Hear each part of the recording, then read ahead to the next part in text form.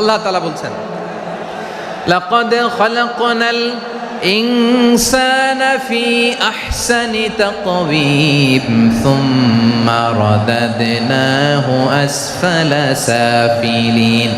আমি মানুষকে অনেক সুন্দর অবয়বে, সুন্দর আকৃতিতে সৃষ্টি করেছি। তার শুধু চেহারার ডিজাইনটাই সুন্দর নয়, তার ব্রেনটা বড্ড সুন্দর, তার মানসিকতা বড্ড সুন্দর, তার সৃজনশীলতা বড্ড সুন্দর। পড়েন সুবহানাল্লাহ।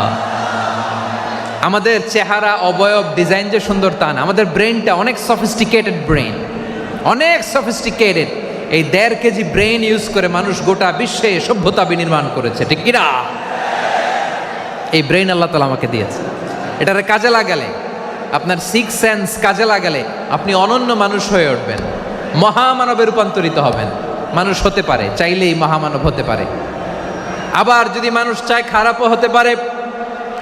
আল্লাহ বললেন শুধু ভালোই না, ভালো হতে চাইলে অনেক ভালো তুমি হতে পারো, আবার খারাপ হতে চাইলে অনেক খারাপ তুমি হতে পারো।